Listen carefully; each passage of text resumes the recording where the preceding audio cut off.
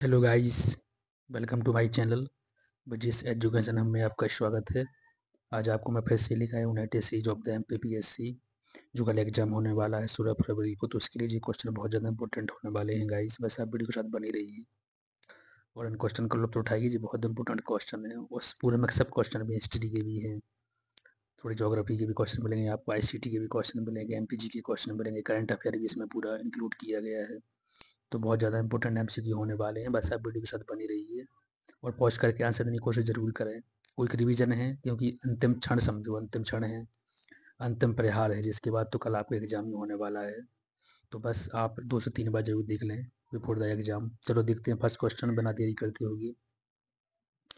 पहला क्वेश्चन इसमें दिया गया है कि किस स्मृति में विधवा स्त्री को संपत्ति में अधिकार देने की बात कही गई है। क्वेश्चन दिया गया है गाइस, फर्स्ट क्वेश्चन दिया गया है कि किस स्मृति में विधवा स्त्री को संपत्ति में अधिकार देने की बात कही गई, जी आपको बताना है। तो गाइस पहले का आंसर है बी, याज्ञवल्क्य स्मृति में की गई है जी बात। नेक्स्ट क्वेश्चन देखते हैं। निम्नलिखित में से कौन सा ऋण संस्कार नहीं है, जी बताना है। मतलब कि कौन सा ऋण है वो संस्कार नहीं है, ऋण संस्कार नहीं है जी, नहीं की बात चल रही है। पहला दिया गया है ऋषि ऋण, बी दिया गया है पितृ ऋण, सी दिया गया है मातृ ऋण और डी दिया गया है देव ऋण। तो आपको पता है इसका आंसर है सी, मातृ ऋण। मातृ ऋण मतलब कि जो माता का ऋण होता है वो कभी चुका नहीं जाता है, ठीक है, लेकिन पितृ ऋण भी चुका देते हैं, देव ऋण भी चुका देते हैं और ऋषि ऋण चुका देते हैं। तो इसका आंसर है गाइस सी। नेक्स्ट क्वेश्चन थोड़ी स्पीड में करेंगे क्विक रिवीजन, क्योंकि आपके पास भी कम टाइम है, कम टाइम में आपको ज़्यादा से ज़्यादा क्वेश्चन करना ही है। लेकिन मैं फिर भी कोशिश करूंगा कि क्वेश्चन 1-2 बार बोलूं ताकि आपको डिवीजन जैसा हो जाए, क्योंकि लास्ट रिवीजन है ये आपके लिए। क्वेश्चन नंबर इसमें दिया गया है, सही जोड़ी आपको सम्मिलित करना है। एक तरफ दिया गया है ऋग्वेद, सामवेद, यजुर्वेद, अथर्ववेद। तो आपको बताना है कि इसका आंसर क्या हो सकता है गाइस। तो जैसे इसमें दिया गया है, जैसे ऋग्वेद है तो ऋग्वेद का क्या हो सकता है। जैसे इसमें आपको पता है जैसे कि ये है अर्थवेद का तो गोपद है। अब फोर किस में से, फोर जैसे दो में लग रहे हैं, तो आपको फिर भी अब यहाँ पे एलिमिट करना पड़ेगा या फिर भी आप बता सकते हैं।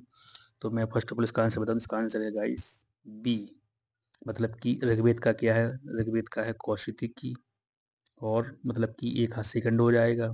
और बी का है क्या, बी का है थर्ड, सामवेद का हो जाएगा पंचविश, और सी का फर्स्ट यजुर्वेद का हो जाएगा तैत्रीय, और जो तो मैंने आपको बता दिया अथर्ववेद का हो जाएगा गोपद। तो जी आपको सम्मिलित करना है, जी ब्राह्मण ग्रंथ है, मतलब कि ऋग्वेद का कौशिकी, सामवेद का पंचविश, यजुर्वेद का तैत्रीय, अथर्ववेद का क्या है गोपद। तो इसका आंसर है गाइस बी सही। नेक्स्ट क्वेश्चन देखते हैं, कैसे आपको सम्मिलित करना। देखो सम्मिलित वाले क्वेश्चन क्या होते हैं कि आपको एक क्वेश्चन में से ही 4 क्वेश्चन मिल जाते हैं, बट यदि आपको एक दो की पता भी होना चाहिए तो आप आराम से इसका टिक कर सकते हैं आंसर। तो क्वेश्चन नंबर देखते हैं 4, इसमें वंश के नाम दिए गए हैं, इस तरफ दिए गए हैं इसके संस्थापक, जैसे कि पहला दिया गया है कदम वंश, गंग वंश, काकतीय वंश और होशियाल वंश, होयसल वंश, होशिया होयसल वंश।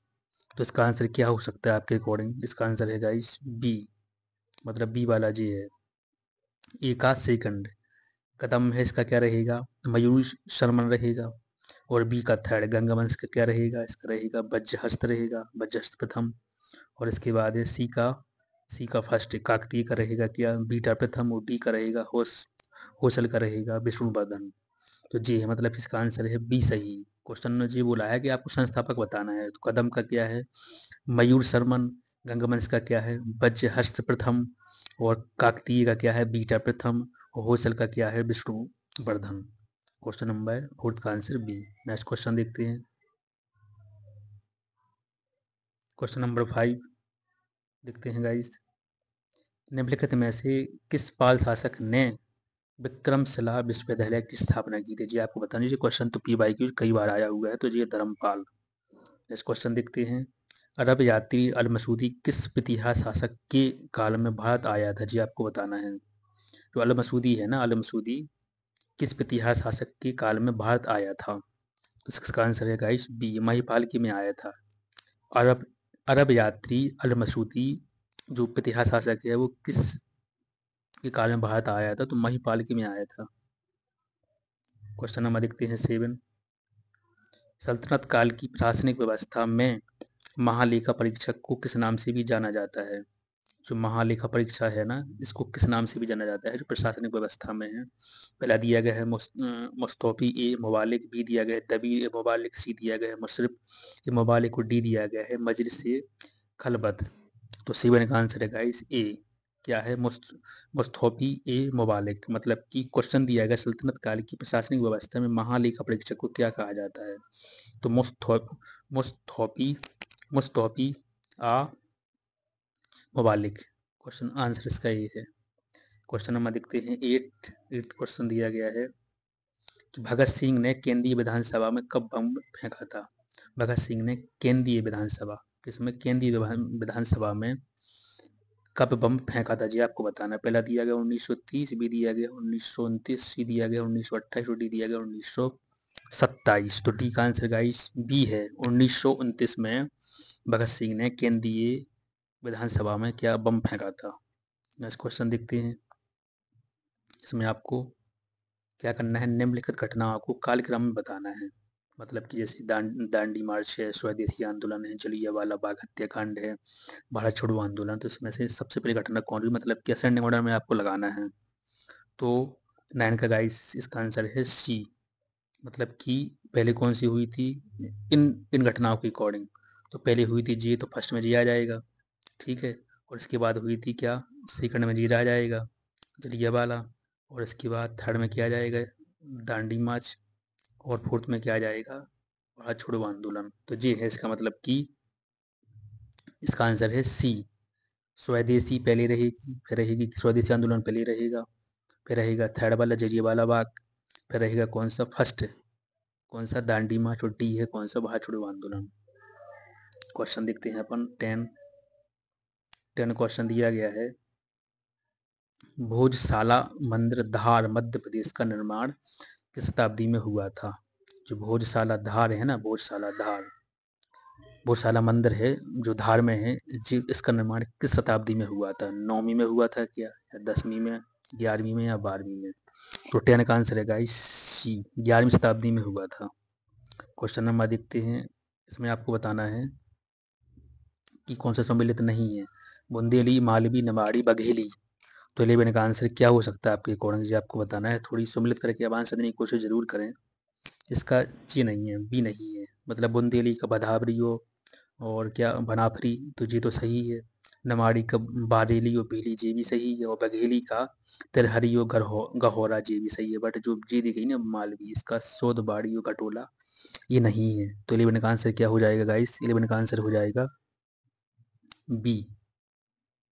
क्वेश्चन देखते हैं गाइस 12 क्वेश्चन में दिया गया है कि महाकवि कालिदास के संबंध में निम्न कथनों पर विचार कीजिए जी आपको करना। चलो करते हैं विचार। पहला इसमें दिया गया है इनकी पहली रचना मालविकाग्नि मित्रम मानी जाती है। बी दिया गया है, बी क्या दिया गया है? बी दिया गया है कि इन्हें विशेष ख्याति अभिज्ञान शकुंतलम नाटक से मिली है।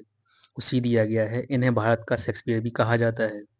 तो 12 का आंसर क्या हो सकता है जी आपको बताना है। तो इसका आंसर है गाइस, इन्होंने पूछा कि असत कथन कौन है, तो असत इसमें कोई भी नहीं है।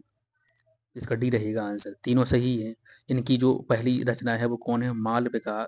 मालविकाग्नि मित्रम, ये सही है। वो इन्हें ख्याति किससे मिली है? इससे मिली है अभिज्ञान शकुंतलम जो नाटक है। और इन्हें भारत का शेक्सपियर तो कहा ही जाता है, ये भी सही है। तो तीनों सही है इसके। तो इसका आंसर रहेगा इनमें से कोई नहीं, जो असत्य पूछ रहा था। क्वेश्चन नंबर आपको बताना है क्या? 13 क्वेश्चन दिया गया है कि मूला और मुलई को कौन सी जनजाति आदि पुरुष मानते हैं? मूला और मुलई को कौन सी जनजाति आदि पुरुष मानते हैं? तो 13 का आंसर है गाइस ए, कोरकू मानते हैं। मूला और मुलई को कौन सी जनजाति आदि पुरुष मानते हैं? कोरकू मानते हैं, कोरकू। बार बार मैं बोलूंगा ताकि आपको कल तक तो याद बना रहे, कल आप सही टिक करके ही आए। बेनजीर भवन का निर्माण किसने करवाया था? बेनजीर भवन का निर्माण किसने करवाया था? पहला दिया गया है कुदसिया बेगम, बी दिया गया सिकंदर जहां बेगम, सी दिया गया शाहजहां बेगम और डी दिया गया नवाब जहीर जहांगीर मोहम्मद। तो 14 का आंसर है गाइस सी, शाहजहां बेगम। क्वेश्चन दिया गया है कि बेनजीर भवन का निर्माण किसने करवाया था? तो शाहजहां बेगम ने करवाया था। क्वेश्चन नंबर, इसमें आपको क्या करना है? ये करना है कि इसमें सम्मिलित मतलब सुमिलित करना है आपको इसमें से। पहला इसमें दिया गया है मटकी, बी दिया गया है गणगौर, सी दिया गया है सैरानत और डी दिया गया है कलसा। तो इसमें कौन से संबंधित क्षेत्र जी आपको बताना है। तो 15 का आंसर आप पॉज करके जब भी बताएं, इसका आंसर ए ही है गाइस, ए फर्स्ट वाला जी, मतलब कि मटकी का है मालवा। ई का बी हो जाएगा, बी का फर्स्ट गणगौर का क्या है निमाड़, और सी का है सियई, सैरानत का हो जाएगा बुंदेलखंड, और इसके बाद है डी का और कलसा का हो जाएगा बागेलखंड। मतलब कि जी मैं एक बार फिर से रिपीट कर दूं, मटकी का क्या है मालवा, इसके बाद बी का फर्स्ट गणगौर का है निमाड़, और स्यारा का क्या है बुंदेलखंड, कलसा का क्या है बघेलखंड। स्यारा का क्या है बुंदेलखंड है और कलसा का क्या है बघेलखंड। मटकी का क्या है मालवा, गणगौर का क्या है निमाड़। ओके गाइस, रिपीट करूंगा मैं बार बार और रिवीजन यही करवाऊंगा आपके, ताकि आपको क्वेश्चन करना ही है सही। कल कल आप सही क्वेश्चन करके यहाँ कमेंट बॉक्स में जरूर मेंशन करें कितने क्वेश्चन मेरे सही हुए सर आपके टेस्ट सीरीज से। क्वेश्चन नंबर देखते हैं 16, निम्न में से कौन सा मध्य प्रदेश से संबंधित चित्रकार नहीं है जी आपको बताना है। तो 60 का आंसर डी है, मतलब कि बाबा डी के नहीं है। लेकिन कौन कौन है, विष्णु चिंचोलकर जी हैं, सैयद हैदर रजा जी भी हैं, और देवयानी कृष्ण जी भी हैं जी। विष्णु चिंचोलकर तो क्वेश्चन आया भी पीवाई की है जी। तो इसका आंसर क्या है डी। तो ऊपर के 3 है बट डी बाबा डी के नहीं है। क्वेश्चन नंबर देखते हैं, इसमें आपको क्या करना है, सुमिलित करना। देखो सुमिलित या करना या सही जोड़ियां बनाना, जी वाले क्वेश्चन बहुत इंपॉर्टेंट होते हैं बस, लेकिन हल्का पर ये है कि आपको 1 और 2 ऑप्शन पता हो तो बेटर है। अब इसमें आपको क्या करना है, उन्होंने दिया है कि व्यक्ति एक तरफ समाधि स्थल, जैसे रानी रूपमती, बी दिया गया है बैजू बावरा, सी दिया गया है रानी दुर्गावती, डी दिया गया है मल्हार राव होलकर। तो समाधि स्थल इसकी क्या है वो बताना है आपको। तो 17 का पहले तो मैं बता दूं आंसर इसका है सी। ये का थर्ड क्या है कि रानी रूपमती का क्या है सारंगपुर, जैसे ही। वो बी का है क्या सेकंड, बी का सेकंड क्या है, मतलब बी का बी सेकंड ही होगा। बैजू बावरा का है चंदेरी, और सी का फर्स्ट मतलब कि रानी दुर्गावती का है बरेला, और मल्हार होलकर का क्या है भिंड। तो जी है समाधि स्थल, जो इसका आंसर क्या है सी सही है, सी। एक बार मैं फिर से रिपीट कर दूं, रानी रूपमती का कहाँ पर है समाधि स्थल, सारंगपुर है रानी रूपमती का। बैजू बावरा का कहाँ पर है जी है चंदेरी, और रानी दुर्गावती का कहाँ है बरेला, और मल्हार होलकर का कहाँ है भिंड। तो इसका आंसर है गाइस सी 17 का। क्वेश्चन नंबर देखते हैं 18, आदिबर्त जनजाति संग्रहालय कहाँ स्थित है जी आपको बताना है। भोपाल में है क्या, छिंदवाड़ा में है क्या, खजुराहो में है क्या, झाबुआ में है क्या। आदिबर्त जनजाति संग्रहालय कहाँ पर है जी आपको बताना है। तो 18 का आंसर है गाइस सी, खजुराहो में है आदिबर्त जनजातीय संग्रहालय। जनजाति संग्रहालय कहाँ पर गाइस, खजुराहो में। क्वेश्चन नंबर देखते हैं, इसमें आपको फिर से करना है, कूट कूट को पहचानना है। पहला इसमें दिया गया है जैसे मेघनेंद्र नाथ की गुफाएं, बी दिया गया है धमनार की गुफाएं, सी दिया गया है मारा की गुफाएं, और डी दिया गया भरथरी की गुफाएं, भरथरी की गुफाएं, भरथरी की गुफाएं। तो जी अब मतलब आपको क्या करना है, इसमें सम्मिलित करना है। तो 19 का आंसर है गाइस बी, मतलब कि मृगेंद्र नाथ की गुफाएं कहाँ पर है, रायसेन। मृगेंद्र नाथ की गुफाएं कहाँ पर है, रायसेन। इसका आंसर मैंने आपको क्या बताया गाइस, 19 का आंसर है बी। और बी का फर्स्ट धमनार की गुफाएं कहाँ पर है जी हैं मंदसौर में, ठीक है गाइस। और इसके बाद सी का क्या है सेकंड, मारा की गुफाएं हैं सिंगरौली में, और भरथरी की गुफाएं कहाँ पर, उज्जैन में। तो जी इसका आंसर हो गया, आंसर क्या है 19 का आंसर है बी। ए का 4 मतलब कि मणिकरनाथ की गुफाएं कहाँ पर है, रायसेन में। और बी का फर्स्ट धमनार की गुफाएं कहाँ पर है, मंदसौर में। और सी का सेकंड मारा की गुफाएं कहाँ पर है, सिंगरौली में। और भरथरी की गुफाएं कहाँ पर है, उज्जैन में। यदि इनमें से एक भी उन्होंने पर्टिकुलर पूछ लिया तो आप पे क्वेश्चन बनना चाहिए, यहाँ से आपके 4 क्वेश्चन तैयार हो गए हैं डायरेक्ट। क्वेश्चन नंबर देखते हैं 20 क्वेश्चन दिया गया है कि गोहिल राजवंश का संबंध मध्य प्रदेश की किस जिले से है जी आपको बताना है। गोहिल राजवंश, कौन सा गोहिल राजवंश का संबंध मध्य प्रदेश की किस जिले से है। तो 20 का आंसर है गाइस सी, मंदसौर से है। कहाँ से, मंदसौर से है गोहिल राजवंश का संबंध। क्वेश्चन नंबर देखते हैं 21, निम्नलिखित में से कौन सी नदी चंद्र और भागा नामक 2 धाराओं के रूप में निकलती है। चंद्र और भागा नामक 2 धाराओं के बीच से निकलती है वो कौन सी। पहली दी गई है झेलम, बी दी गई है सतलज, सी दी गई है चुनाव और डी दी गई है रावी। कहाँ से निकलती है? चंद्र और भागा नामक दो धाराओं के बीच से निकलती है। उस रबर का नाम बताना। तो ये चुनाव है, जो चंद्र और भागा नामक दो धाराओं के बीच से निकलती है। चंद्र से चा चा चा चुनाव, थोड़ी आप याद रख लेना।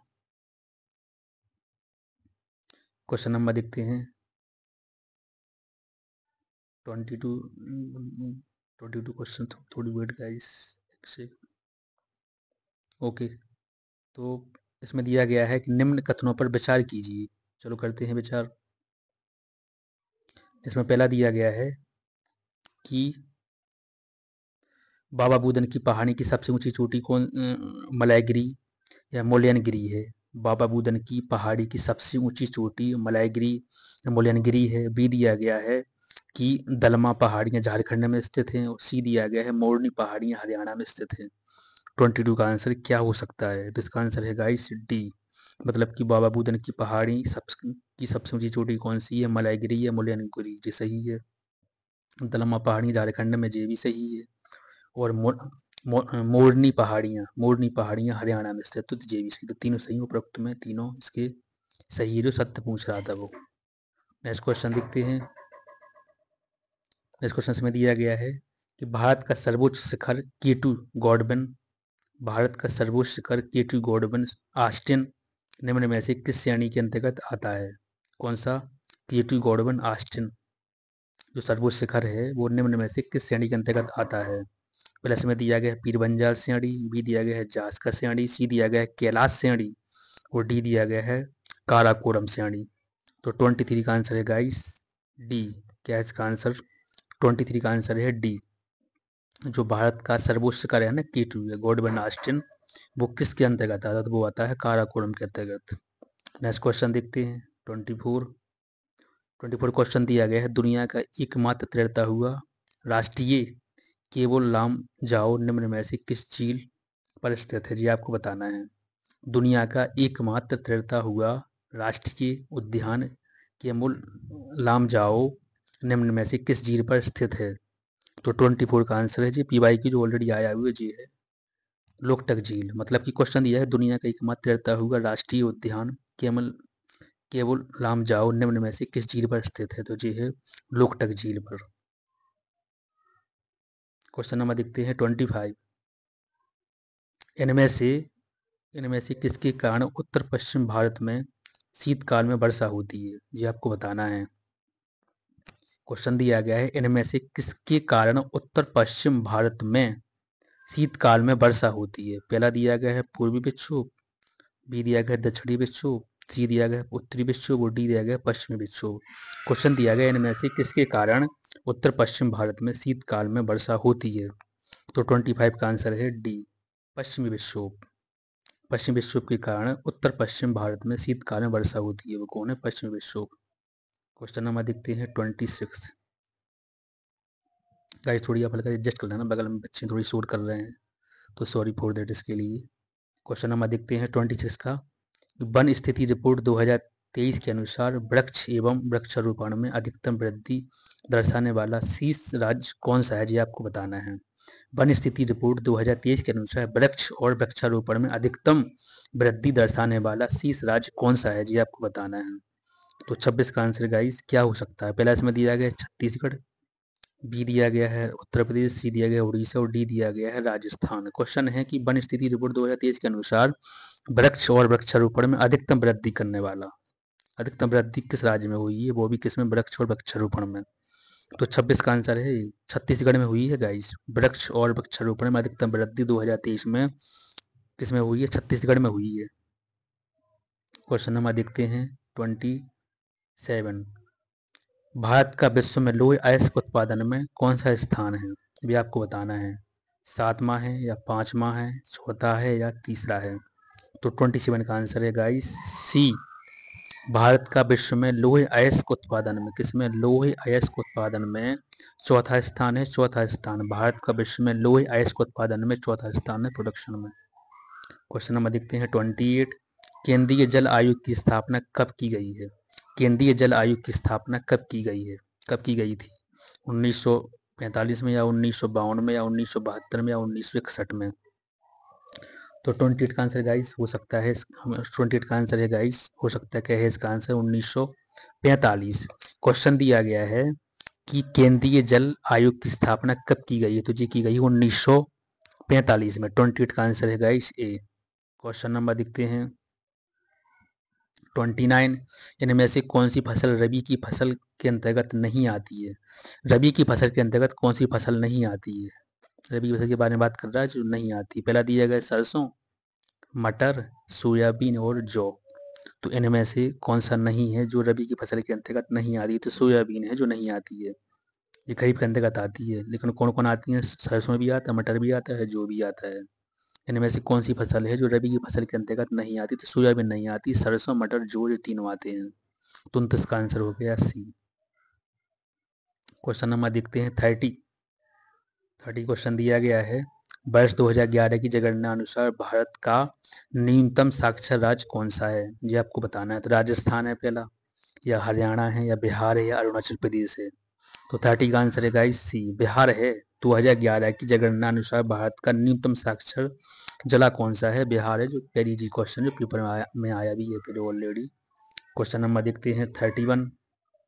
मध्य प्रदेश में सर्वाधिक आरक्षित वन किस जिले में पाए जाते हैं? जी आपको बताना है। भारत में सर्वाधिक आरक्षित वन किस जिले में पाए जाते हैं गाइस? जी आपको बताना है। पहला दिया गया है खंडवा, बी दिया गया छतरपुर, सी दिया गया डिंडोरी और डी दिया गया बालाघाट। तो कौन पूछ रहा है? सर्वाधिक आरक्षित वन, संरक्षित नहीं आरक्षित वन, क्योंकि इसमें थोड़ी मिसअंडरस्टैंडिंग रहती है, मिसअंडरस्टैंडिंग कि आरक्षित पूछ रहा है कि संरक्षित पूछ रहा है, और थोड़ी जिला भी सिमिलरिटी रूप से है, तो और भी आपको थोड़ी कन्फ्यूजन हो जाएगी। इसका आंसर है ए, खंडवा है, जिसमें आरक्षित वन पाए जाते हैं। खंडवा में क्या है? सर्वाधिक आरक्षित वन पाए जाते हैं। क्वेश्चन नंबर देखते हैं गाइस 32। वन उपज हर्रा का वैज्ञानिक नाम क्या है? वन उपज हर्रा का वैज्ञानिक नाम क्या है? तो 32 का आंसर है गाइस सी। मैं डायरेक्ट आंसर बता रहा हूँ, इसका आंसर है टर्बिनेलिया जेबुला। टर्बिनेलिया जेबुला है जो वन उपज हर्रा का वैज्ञानिक नाम है। नेक्स्ट क्वेश्चन देखते हैं 33। अंबुरा, अनेर, सिवा निम्न में से किस नदी की सहायक नदी है? ये क्वेश्चन डिफिकल्ट हो जाएगा क्योंकि ये थोड़ी डिफरेंट नाम दिख रहे हैं। अंबुरा, अनेर, सिवा निम्न में से किस नदी की सहायक नदी है? पहला दिया गया है नर्मदा, बी दिया गया है ताप्ती, सी दिया गया है वैनगंगा और डी दिया गया है पेंच नदी। तो 33 का आंसर क्या हो सकता है गाइस? इसका आंसर है बी, अंबोरा, अनेर और सिवा निम्न में से किस नदी की सहायक नदी है? तो ताप्ती से पिछली एमपीपीएससी में क्वेश्चन सहायक नदी का आई थिंक आ जाता है क्वेश्चन। इसका आंसर है बी। क्वेश्चन नंबर देखते हैं 34 क्वेश्चन दिया गया सतपुड़ा पर्वत श्रेणी का पश्चिमी भाग क्या कहलाता है? सतपुड़ा पर्वत श्रेणी का पश्चिमी भाग क्या कहलाता है? जी आपको बताना है। पहला दिया गया है महादेव, बी दिया गया राजपीपला, सी दिया गया मैकलो, डी दिया गया है ग्वालगढ़ हिल्स। तो 34 का आंसर है गाइस बी, सतपुड़ा पर्वत का पश्चिमी भाग क्या कहलाता है? तो जी कहलाता है राजपीपला। क्वेश्चन नंबर देखते हैं क्या मध्य प्रदेश में किस क्षेत्र में वार्षिक तापांतर अधिकतम रहता है? ये बताना है। मध्य प्रदेश में किस क्षेत्र में वार्षिक तापांतर अधिक रहता है? तो पहला दिया गया है पूर्वी क्षेत्र, बी दिया गया है दक्षिणी क्षेत्र, सी दिया गया है पश्चिमी क्षेत्र और डी दिया गया है उत्तरी क्षेत्र। क्वेश्चन पूछा है मध्य प्रदेश में किस क्षेत्र में वार्षिक तापांतर अधिक रहता है? जी आपको बताना है। तो 35 का आंसर है गाइस उत्तरी क्षेत्र। उत्तरी क्षेत्र में रहता है मध्य प्रदेश में सबसे ज्यादा वार्षिक तापांतर। क्वेश्चन नंबर देखते हैं 36। मध्य प्रदेश का चूना पत्थर उत्पादन, कौन सा चूना पत्थर उत्पादन भारत में कौन सा स्थान है? मध्य प्रदेश में चूना पत्थर उत्पादन में भारत में कौन सा स्थान है? मतलब कि मध्य प्रदेश का चूना पत्थर में भारत में कौन सा स्थान है या रखता है? तो 36 का आंसर है सी, सी रखता है कौन? चूना पत्थर में मध्य प्रदेश। क्वेश्चन नंबर आपको बताना है 37। क्वेश्चन दिया गया है निम्न में से कौन सी ताप विद्युत परियोजना मध्य प्रदेश व राजस्थान की संयुक्त परियोजना है? निम्न में से कौन सी ताप विद्युत परियोजना गाइस, सॉरी फॉर दैट, निम्न में से कौन सी ताप विद्युत परियोजना मध्य प्रदेश व राजस्थान की संयुक्त परियोजना है? तो 37 का आंसर है गाइस बी, सतपुड़ा ताप विद्युत परियोजना। कौन सी? सतपुड़ा ताप विद्युत परियोजना है जो किसकी? मध्य प्रदेश व राजस्थान की संयुक्त परियोजना है। कौन सी गाइस? सातपुड़ा ताप विद्युत परियोजना जो मध्य प्रदेश और राजस्थान की संयुक्त परियोजना है। मेरा पर्पस यही है कि मैं क्वेश्चन आपको यहीं आंसर यहीं रटवा दूं, ताकि अब रिवीजन का तो टाइम रह नहीं गया आपके पास, तो क्यों ना आप यहीं पूरा परमानेंट तरीके से बैठा लो, कल टिक करके यही आए गाइज।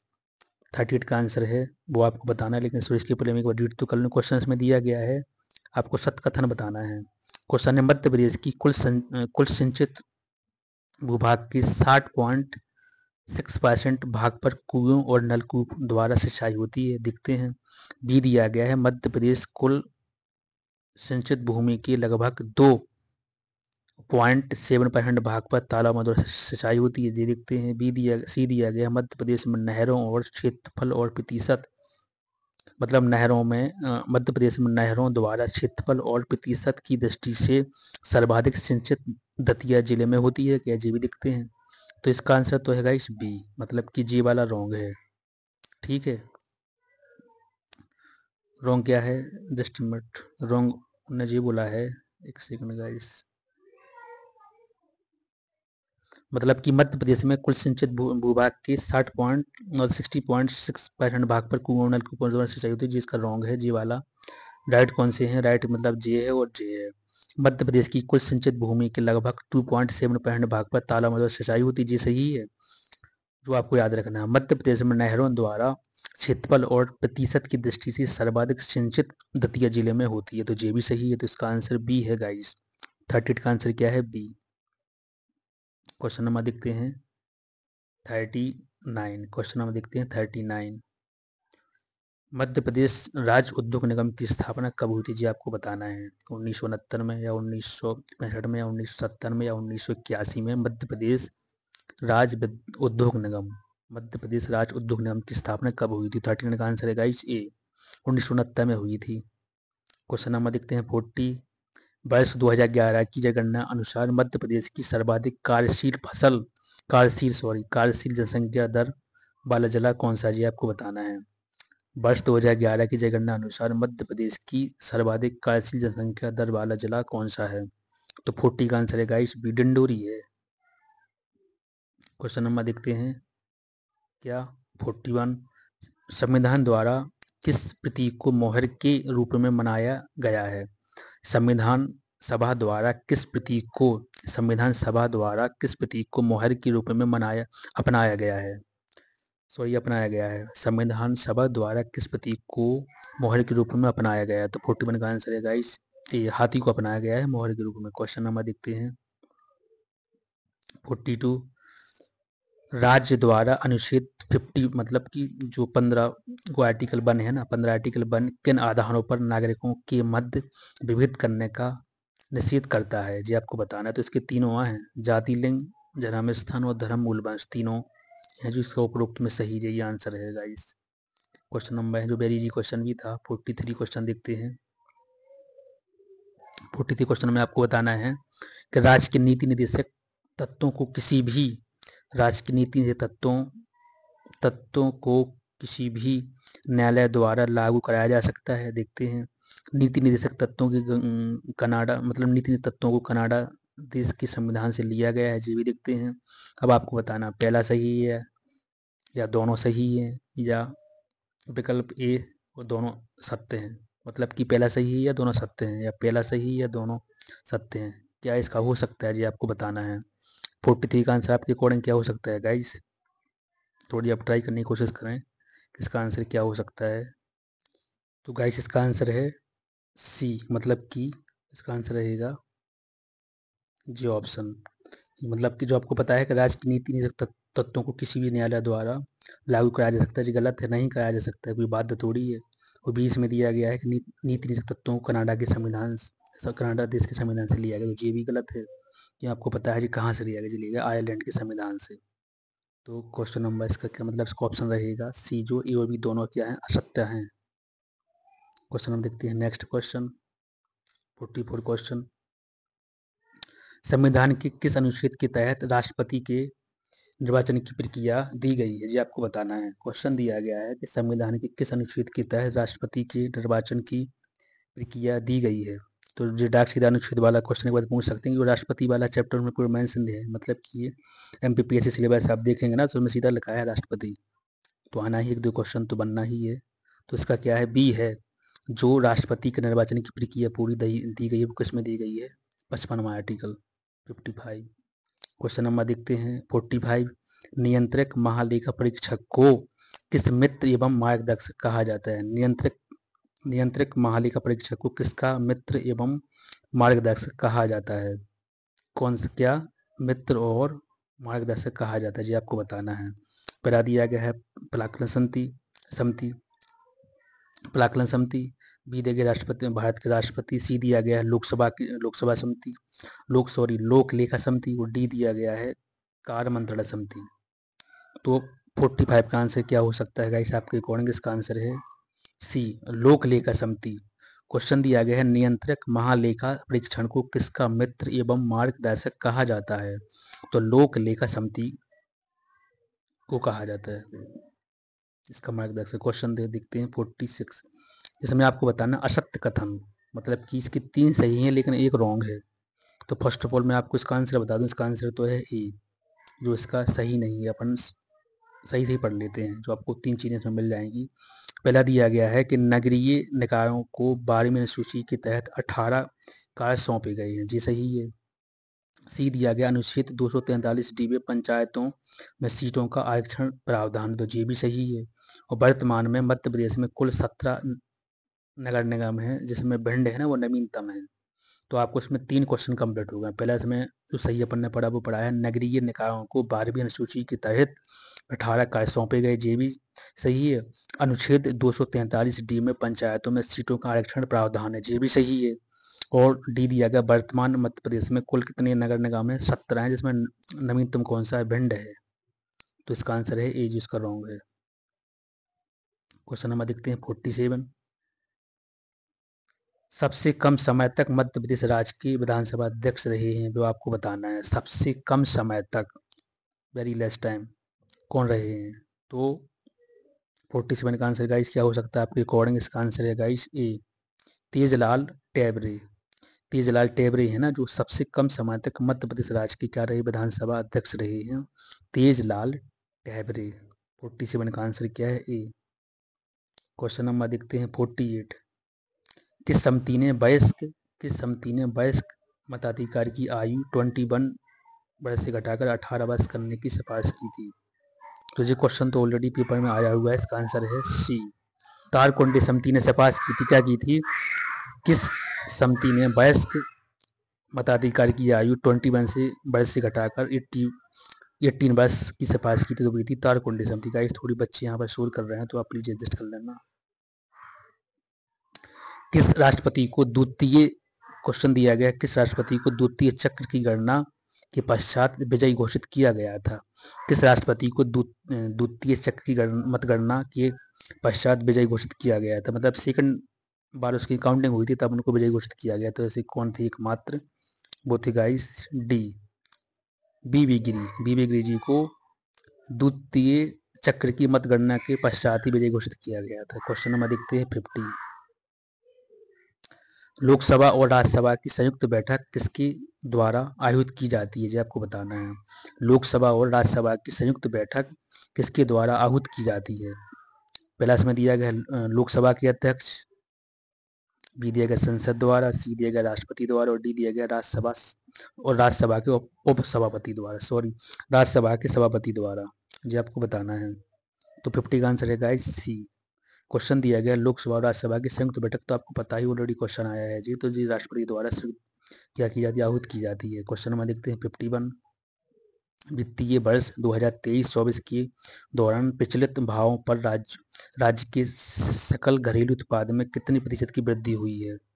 तो 51 का आंसर है गाइस बी, 9.37 की वृद्धि हुई है, मतलब 9.37%। क्वेश्चन देखते हैं 52, थोड़ी स्पीड करते हैं गाइस ताकि, क्योंकि टाइम कम रह गया तो आपको स्पीड में रिवीजन हो जाए इसका और वीडियो भी जल्दी ज़्यादा लंबा ना हो। क्वेश्चन दिया गया है 52 कि मध्य प्रदेश के किस जिले का जनसंख्या घनत्व भारत की जनसंख्या घनत्व के बराबर है। तो 52 का आंसर है गाइस सी, भिंड का है। मध्य प्रदेश के किस जिले का जनसंख्या घनत्व भारत की जनसंख्या घनत्व के बराबर है, तो भिंड का है गाइस। क्वेश्चन नंबर देखते हैं 53। ये क्वेश्चन दिया गया कि मध्य प्रदेश की किस जिले में जेम्स और ज्वेलरी पार्क प्रस्तावित है? तो इसका आंसर है गाइस बी। कहाँ पर है? इंदौर में है जेम्स और ज्वेलरी पार्क। क्वेश्चन नंबर देखते हैं, थोड़ी स्पीड पकड़ते हैं हल्की सी। क्वेश्चन नंबर देखते हैं 50, जस्ट मिनट गाइस। 54 क्वेश्चन दिया गया है कि मध्य प्रदेश में कृषि उपकरण किस जिले के लिए एक जिला एक उत्पाद योजना के अंतर्गत शामिल है? 54 का आंसर क्या हो? इसका आंसर है गाइस बी। मध्य प्रदेश में कृषि उपकरण किस जिले के लिए एक जिला एक उत्पाद योजना के अंतर्गत शामिल है? तो सागर। क्वेश्चन नंबर देखते हैं 55। मध्य प्रदेश का लौह शिल्प भौगोलिक संकेतक उत्पाद किस जिले से है? किस जिले से संबंधित है?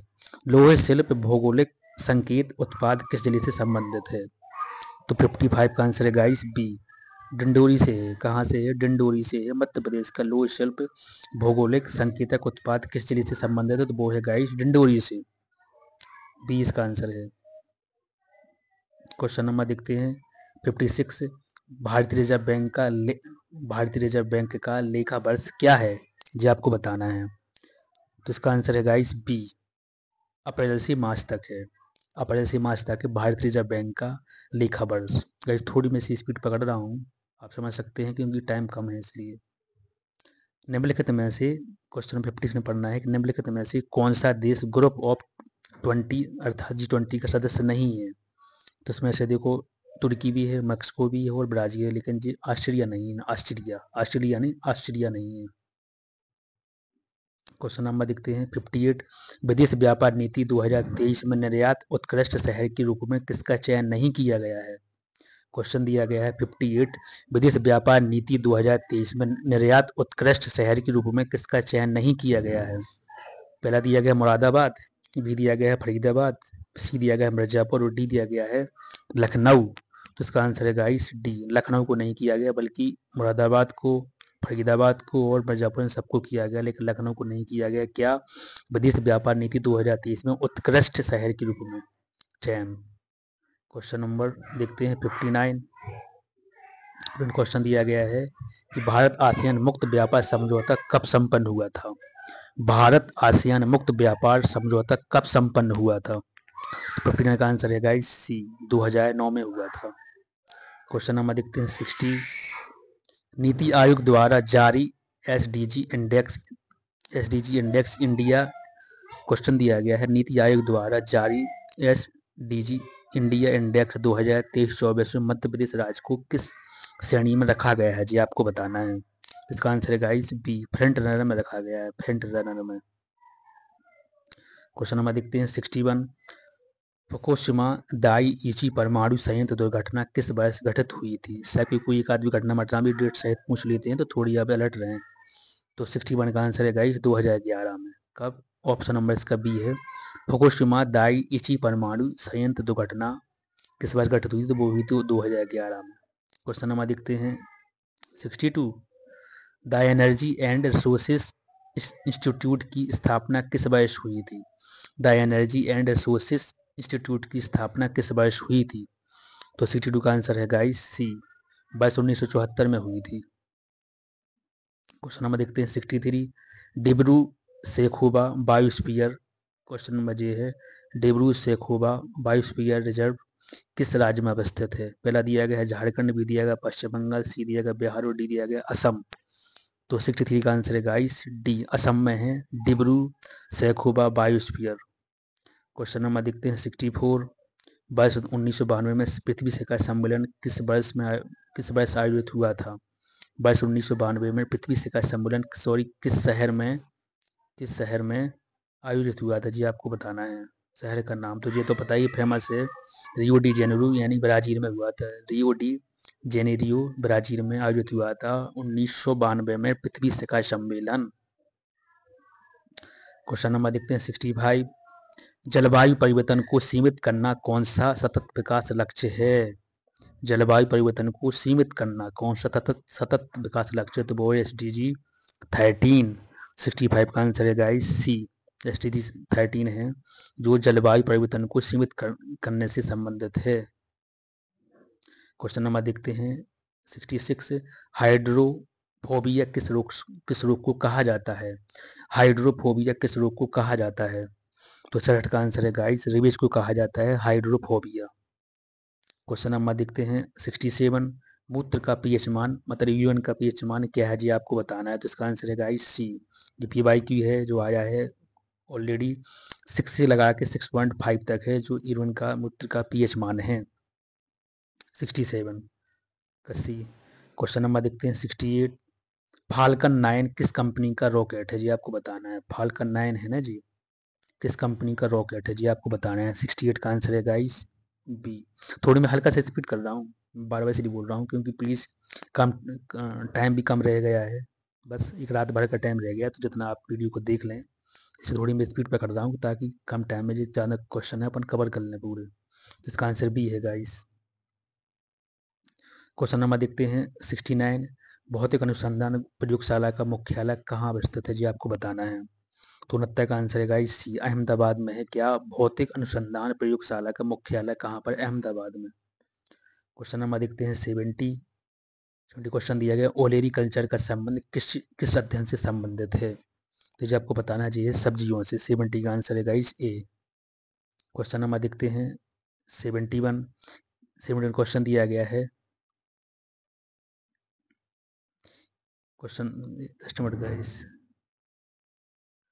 किस संगठन ने जनवरी 2023 को नई दिल्ली में रोगों के अंतर्राष्ट्रीय वर्गीकरण 11 ICD 11 में मॉड्यूल 2 के रूप में आयुर्वेद, सिद्ध और यूनानी अध्याय के पारंपरिक चिकित्सा रुग्णता कोड को जारी किया है?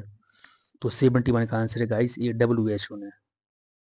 क्वेश्चन नंबर देखते हैं 72, विश्व शिल्प परिषद ने हाल ही में किस भारतीय शहर को आधिकारिक तौर पर विश्व शिल्प शहर के रूप में मान्यता दी है? तो 72 का आंसर है गाइस ए, कोझिकोड को। विश्व शिल्प परिषद ने हाल ही में किस भारतीय शहर को आधिकारिक तौर पर विश्व शिल्प शहर के रूप में मान्यता दी है? तो वो है कोझिकोड। क्वेश्चन नंबर देखते हैं 73, डेनमार्क डेनमार्क पनामा ग्रीस और किस देश को Denmark Panama Denmark Panama Greece और किस देश को हाल ही में संयुक्त राष्ट्र महासभा ने संयुक्त राष्ट्र सुरक्षा परिषद के नए आश्चर्य सदस्य के रूप में चुना है? तो इसका आंसर है सी, पाकिस्तान और भूटान। पाकिस्तान भी इसमें आ गया है, पाकिस्तान भूटान है जो नहीं आना चाहिए था। क्वेश्चन नंबर देखते हैं 74, हाल ही में आज़ादी के बाद समान नागरिक संहिता UCC विधेयक पारित करने वाला पहला राज्य कौन सा है जी, आपको बताना है। क्वेश्चन दिया गया हाल ही में आज़ादी के बाद समान नागरिक संहिता विधेयक पारित करने वाला पहला राज्य कौन सा बना है? पहला दिया गया है उत्तराखंड, बी दिया गया है उत्तर प्रदेश, सी दिया गया है मध्य प्रदेश और डी दिया गया है तेलंगाना। तो 74 का आंसर है गाइस ए, UCC मतलब कि समान नागरिक संहिता UCC विधेयक पारित करने वाला पहला राज्य कौन बना है? उत्तराखंड बना है गाइस। क्वेश्चन नंबर देखते हैं 75, अंटार्कटिका की मुख्य भूमि तक पहली बार किस बीमारी ने दस्तक दी है? अंटार्कटिका की मुख्य भूमि तक पहली बार किस बीमारी ने दस्तक दी है? तो वो दी है बर्ड फ्लू, मतलब वहां तक भी पहुंच गई है अंटार्कटिका तक। क्वेश्चन 76, भारत की पहली इंफ्रारेड प्रयोगशाला कहाँ स्थापित की गई है? क्वेश्चन है भारत की पहली इंफ्रारेड प्रयोगशाला कहाँ स्थापित की जाएगी, प्रस्तावित है जो? तो 76 का आंसर है गाइस ये भोपाल में। क्वेश्चन नंबर देखते हैं just minute guys, question number देखते हैं 77, हाल ही में अर्जुन अवार्ड के लिए चयनित रूबीना फ्रांसिस का जन्म स्थान मध्य प्रदेश का कौन सा जिला है? तो वो है जबलपुर जी। काफ़ी फेमस पर्सनैलिटी है जो करंट अफेयर में आ रही है बार बार। कौन है रूबीना फ्रांसीसी का जन्म स्थान जो मध्य प्रदेश की है वो कौन से जिले से संबंधित है? तो जबलपुर से हैं। क्वेश्चन नंबर देखते हैं 78, वित्तीय वर्ष 2023-24 के दौरान, क्वेश्चन 78 है गाइस, वित्तीय वर्ष 2023-24 के दौरान निम्न में से कौन सा राज्य मसाला उत्पादन में अग्रणी रहा है? आपको बताना है मसाला उत्पादन में कौन सा राज्य अग्रणी रहा है। तो 78 का आंसर है गाइस ए, मध्य प्रदेश ही रहा है। क्वेश्चन नंबर देखते हैं 79। मिस इंडिया निकिता पोरवाल का संबंध मध्य प्रदेश की किस जिले से है? काफी करंट बनाई तो उज्जैन से है, ये आपको पता भी होगा इनके बारे में। उज्जैन से है कौन? Miss India Nikita Porwal. Question number देखते हैं, मध्य प्रदेश में लाड़ी लक्ष्मी पर योजना अंतर्गत छात्रवृत्ति का भुगतान निम्न में से किस माध्यम से किया जाता है? मध्य प्रदेश में लाड़ी लक्ष्मी योजना के अंतर्गत छात्रवृत्ति का भुगतान निम्न में से किस माध्यम से किया जाता है? तो 80 का आंसर है गाइस सी, यूनिपे से किया जाता है। क्वेश्चन नंबर देखते हैं 81।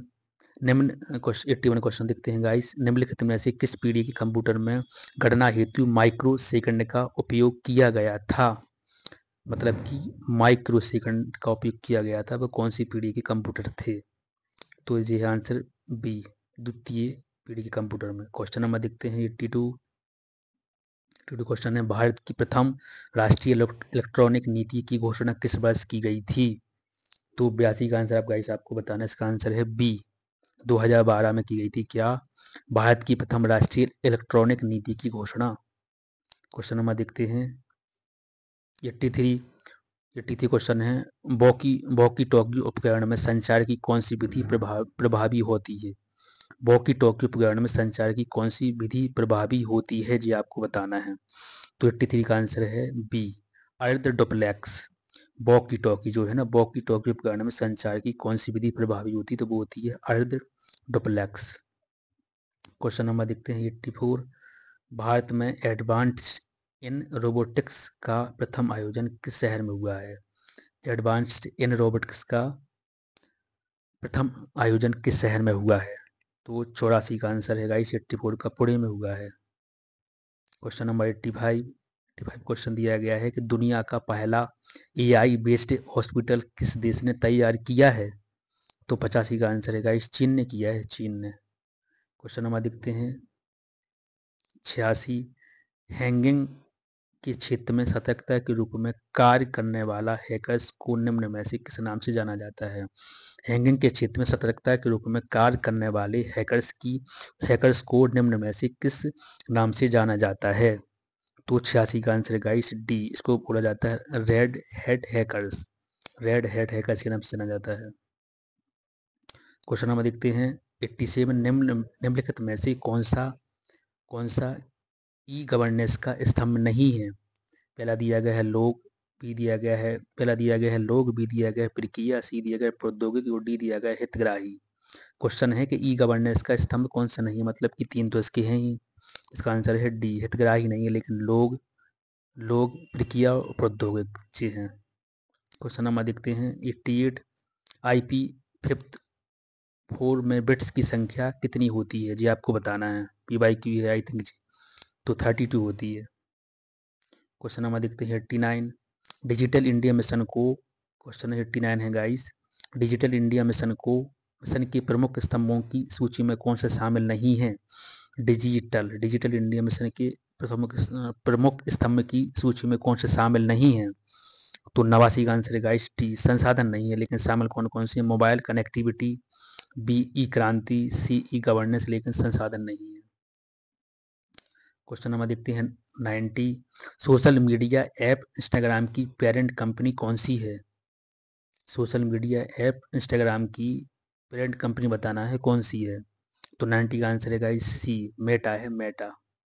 क्वेश्चन नंबर देखते हैं, इसमें आपको क्या करना है, जनजाति है जिसको आपको भौगोलिक वितरण दे दिया गया, इसमें आपको सम्मिलित करना है, मतलब कि क्या हो सकता है। तो 91 का आंसर तो मैं आपको पहले बता दूं, इसका आंसर है गाइस ए का थर्ड। पारदी की कौन है? जे है, रायसेन, अशोकनगर, अनूपपुर। बी का सेकंड, तो बी का बी हो जाएगा, स्वर्ण की है क्या? टीकमगढ़, पन्ना, दमोह है। और सी का फोर, खेरवार की क्या है? उमरिया, मंडला, अनूपपुर। और डी का फर्स्ट, सहारिया की क्या है? गुना, मुरैना और शिवपुर। तो इसका आंसर ये सही है। क्वेश्चन नंबर देखते हैं 92। देश की कुल अनुसूचित जनजातियों की संख्या का कितने प्रतिशत भाग मध्य प्रदेश में निवास करता है? तो 92 का आंसर है गाइस बी, 14.69, मतलब कि 14.69। देश की कुल अनुसूचित जनजातियों की संख्या का कितनी प्रतिशत भाग मध्य प्रदेश में निवास करता है? तो 14.69। थोड़ी एग्जैक्ट यदि आंकड़ा पहुंचो तो फंस जाएंगे, आपसे थोड़ी आप आंकड़े जरूर याद रखें गाइस। 14.69। क्वेश्चन नंबर देखते हैं नेक्स्ट वाला। क्वेश्चन दिया गया है 93। भारी जनजाति के संदर्भ में निम्नलिखित कथनों पर विचार कीजिए। तो 93 का आंसर है गाइस। मैं आपको बता दूं, स्पीड में थोड़ी सी भाग रहा हूँ कि काफ़ी लंबा वीडियो हो गया है, लेकिन क्वेश्चन जो आपको इस वीडियो से मिले हैं ना, बहुत ज़बरदस्त क्वेश्चन है जो आपको कल एग्जाम में 100% ही मिलने वाले हैं। तो 93 का आंसर है गाइस डी, इसके तीनों ही सही है। क्वेश्चन दिया गया है कि भारी जनजाति के संदर्भ में आपको सही बताना है। तो इन जनजातियों के घरों के समूह को ढाना कहा जाता है, भारिया के। और रंग बंग इस जनजाति का युवाग्रह है। सी दिया गया है जनजाति के लोग राजा कर्णदेव को अपना पूर्वज मानते हैं। तो इसके तीनों सही है। क्वेश्चन नंबर देखते हैं 94। बंजारा जनजाति के संबंध में कौन सा कथन असत्य है, ये आपको बताना है। तो 94 का आंसर है गाइस ए, जिसका सत्य कथन है कि आप बंजारा जनजाति के बारे में सही पढ़ लेते अपन। सही पढ़ते समय दिया गया है तलवार, डंडा बेली व मछली नृत्य बंजारा जनजाति के प्रमुख नृत्य हैं। कौन सा? तलवार, डंडा बेली और मछली नृत्य। भी दिया गया है इसमें कंकी कला मुख्य रूप से प्रसिद्ध है, ये भी सही है। इनके गांव की बसावट को टांडा कहा जाता है, टांडा टांडा कहा जाता है। तो इसका आंसर क्या हो गया है? ए वाला। क्वेश्चन देखते हैं 95। विमुक्त जनजाति बांझड़ा मुख्य रूप से प्रदेश के किस अंचल में निवासित है? तो देखो, मैं आपको बता दूं कि इसमें काफ़ी क्वेश्चन देखो आपको पॉलिटी के मिल गए हैं, करंट अफेयर मिल गया है, एमपी की मिल रहा है, जनजाति मनजाति से मिल गई है, पॉलिट मतलब काफ़ी क्वेश्चन कवर हो गए हैं एक ही टेस्ट सीरीज से। तो आपको समझना है कि टेस्ट सीरीज इंपॉर्टेंट है आपके लिए। कल आपको क्वेश्चन इससे मिलने वाले हैं 100%। तो विमुक्त जनजाति बांझड़ा मुख्य रूप से प्रदेश के किस अंचल में निवासित है? तो ये है ऑप्शन नंबर बी, 10 और अंचल में। क्वेश्चन नंबर देखते हैं 60 क्वेश्चन देखते हैं गाइस। मुख्यमंत्री राशन आपके द्वार योजना कब लागू की गई थी? मुख्यमंत्री राशन आपके द्वार योजना कब लागू की गई थी? एक योजना तो आती है हर बार, एवरी ईयर की योजना पूछते हैं वो। अब यदि उन्हें मंथ शायद पूछ रही तो फंस जाएंगे आप। देखो उन्होंने यहाँ पर क्या मंथ मंथ दिया है, तो इसका आंसर है कि मंथ के संगठन मतलब साल दी है। तो इसका आंसर है कि नवंबर 1921। मुख्यमंत्री राशन आपके द्वार योजना कब लागू की गई थी? जो की गई थी नवंबर 1900 सॉरी नवंबर 2001, सॉरी फॉर दैट गाइस, नवंबर 2021 में क्या बोल रहा हूँ, sorry for that guys, I am really sorry. Question ये दिया गया है कि मुख्यमंत्री राशन आपके द्वार योजना कब लागू की गई? तो जी की गई थी गाइस नवंबर 2021। नवंबर 2021 में मुख्यमंत्री राशन आपके द्वार योजना लागू की गई थी। क्वेश्चन नंबर, थोड़ी फिर में मैं भी बाहर जाता हूँ, बट गाइस कोई भी क्वेश्चन यहाँ से रॉन्ग नहीं हो पाएगा। मैं बार बार भी चेक चेक करके भी आपको आंसर बता रहा हूँ, ताकि कोई जहाँ मुझे डाउट रहेगा मैं आंसर भी चेक कर लेता हूँ, ताकि कोई भी क्वेश्चन मतलब बाई मिस्टेक गलत ना हो जाए। वैसा बिल्कुल भी नहीं, 100% कोई एक्यूरेट के साथ में आपको पूरे क्वेश्चन सही बताए हैं, जो आपको बार बार इन आंसर को परमानेंट तरीके से अपने माइंड में बैठा लो कर क्वेश्चन मिलने वाले हैं यहाँ से। क्वेश्चन नंबर देखते हैं 97। निम्न में से किस जनजाति में पडियार और भूमिका को अति सम्मान प्राप्त है? तो 97 का आंसर है गाइस सी, कोरकू को है। निम्न में से किस जनजाति में पडियार और भूमिका को अति सम्मान प्राप्त है? तो कोरकू। क्वेश्चन नंबर देखते हैं 98। इसमें आपको क्या करना है? इसमें आपको बताना है क्या, सुमिलित करना है। जैसे पहला दिया गया भूरी बाई, बी दिया गया है जनगढ़ सिंह, सी दिया गया है जोधैया बाई और डी दिया गया है इस्माइल सुलेमान। तो 98 का आंसर क्या हो सकता है? इसका आंसर गाइस यही है डी, जिसका सुमेलित है। जो इसका उन्होंने पूछा क्या है, जस्ट नोट गाइस, इसको ऑप्शन दिया जाएगा नीचे, सॉरी फॉर दैट, डी नहीं है। इसको आपको सुमेलित इस टाइप से करना है। थोड़ी इसकी आप थोड़ी एडजस्ट कर लेना, आपको छोटी छोटी वर्ड दिख रहे होंगे, बट अपन को इसकी ऑप्शन भी तो दिखना है ना साथ में। 98 के क्वेश्चन क्या मैं आंसर क्या बोला आपको? इसका आंसर है गाइस टी, मतलब कि ई का सेकंड भूरी बाई का जो है ना वो है पिथौरा कला से, बी का फर्स्ट जनगढ़ सिंह का किससे है? ये है गोंड कला से, और सी का सी जोधाबाई का क्या है, जोधैया बाई का है वो है बेगा कला से, और डी का डी मतलब कि इस्माइल सुलेमान का किससे है? छिपा कला से। क्वेश्चन नंबर देखते हैं 99।